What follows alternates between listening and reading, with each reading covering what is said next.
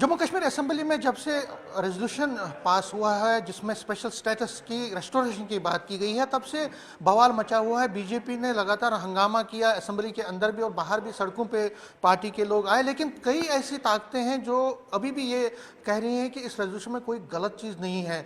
जो national conference या जो इंडिपेंडेंट हैं, जैसे सतीश शर्मा जो मंत्री भी हैं, उन्होंने भी ये कहा है कि इसमें कोई गलत चीज़ नहीं है। स्पेशल स्टेटस सिर्फ 370 ही नहीं है बल्कि उसके बाहर भी। और आज भी कई ऑर्गेनाइजेशंस ने एक जॉइंट प्रेस कॉन्फ्रेंस की, उन्होंने भी ये बात कही कि धारा 370 की बात इसमें है नहीं, स्टेटहुड की बात है। और जो स्पेशल स्टेटस जैसे लैंड और जॉब प्रोटेक्शन है उसकी बात है, तो इस पर बवाल क्यों बीजेपी कर रही है। मेरे साथ है सत शर्मा, जम्मू कश्मीर प्रदेश बीजेपी के प्रेसिडेंट हैं। सर जी, जाहिर तौर पर यहाँ पे कई लोगों ने प्रोटेस्ट भी किया, लेकिन आज भी कई प्रेस कॉन्फ्रेंस हुई जॉइंट एक्शन कमेटी की, और इसी तरह से एनसी के मंत्री भी या जो उनके जो सपोर्ट कर रहे हैं उनके मंत्री जैसे सतीश शर्मा, वो भी ये कह रहे हैं कि इसमें कोई गलत बात नहीं है, इसमें सिर्फ लैंड और जॉब प्रोटेक्शन की बात है, धारा 370 की बात नहीं है, स्टेटहुड की बात है। तो बीजेपी को समझ नहीं आ रहा है कि वो क्यों हंगामा, उनको समझ नहीं आ रहा है कि वो हंगामा क्यों कर रहे हैं। अगर ऐसी ही परिस्थितियां थी तो असंवैधानिक तरीके से इसे क्यों पारित करवाया गया।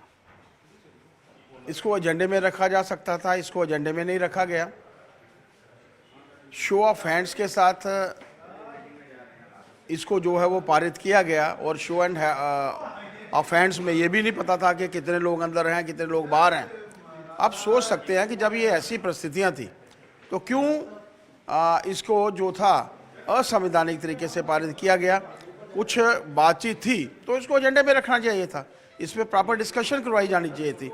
भारतीय जनता पार्टी के हमारे विधायकों ने तो कहा था कि इसके ऊपर डिस्कशन होनी चाहिए, वो डिस्कशन भी नहीं करवाई गई और इसको पारित किया गया। तो ये चोर दरवाजे से इसको एंटर करके, और कल देश के प्रधानमंत्री जी ने भी कह दिया है कि 370 अब इतिहास के पन्नों में दर्ज हो चुका है। और समझ होना चाहिए इन लोगों को, 100 परिवारों को इसका फ़ायदा होता था, ये पुनः वही 100 परिवारों को इसका फ़ायदा देना चाहते हैं। आम जनता को क्या इसका फ़ायदा होने वाला है आप अच्छे तरीके से जानते हैं। 370 चला गया, आम जनता का क्या नुकसान हुआ, लेकिन अगर फ़ायदा होगा तो उन 100 परिवारों को जिन्होंने पिछले कई दशकों में इसका फ़ायदा लिया है। लेकिन वो कहते हैं कि बीजेपी के अंदर भी स्टेटहुड की रेस्टोरेशन की बात ये मानते हैं। हमने कब कहा कि, और ख़ासतौर पर प्रधानमंत्री जी ने कहा है, होम मिनिस्टर साहब ने कहा है कि उचित समय पर स्टेटहुड दी जाएगी, कहाँ उन्होंने नकारा है। और अगर ये विषय था तो वो रेजोल्यूशन वो रखते ना, unilaterally removal of the special status. क्या था, what was that, unilaterally removal. उसकी लैंग्वेज आप सतीश जी से पूछिए ना, या उनके नेताओं से पूछिए ना कि क्या मतलब है इसका, वो इस लाइन का मतलब तो बता दें। आपको सीधे तौर पर आपके ध्यान में आएगा कि यूनिलैटरल रिमूवल जिसके बारे में उन्होंने कहा गया, असंवैधानिक लैंग्वेज इस्तेमाल करके और असंवैधानिक तरीके से इसको जो था वो पारित करवाया गया। इनके बयान कोई मैटर नहीं करते, आम जनता आज समझ चुकी है। कश्मीर की जनता को भी अब ध्यान में आ चुका है कि मात्र उनकी आंखों में धूल झोंकने के लिए ही नेशनल कॉन्फ्रेंस ने इस विषय को जो था वो लिया। लेकिन एक सवाल वो भी कह रहे हैं, वो कह रहे हैं कि देखिए स्पेशल स्टेटस की बात जो है 12 स्टेट्स में वो है, वहाँ पे भी कई जगहों पे ऐसे प्रावधान हैं कि लैंड और जॉब की प्रोटेक्शन है, और अगर यहाँ पे हम इसकी मांग कर रहे हैं तो इसमें गलत क्या है। बीजेपी को तो सपोर्ट करना चाहिए, वो अपोज क्यों कर रहे हैं। सरकार एजेंडे के साथ बात करती है, एजेंडे के साथ काम करती है, एजेंडे फिक्स होते हैं ताकि विधायकों को पढ़ने का मौका मिले, डिस्कशन करने का मौका मिले।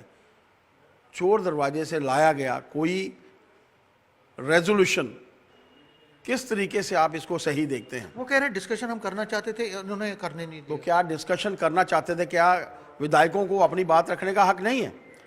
संसद में इनके सांसद जब अपनी बात रखते हैं कि क्या उसके बाद डिस्कशन नहीं होती। जब 370 को निरस्त किया गया, 35A को निरस्त किया गया, तो शोर शराबे के बावजूद इस पर क्या डिस्कशन नहीं हुई।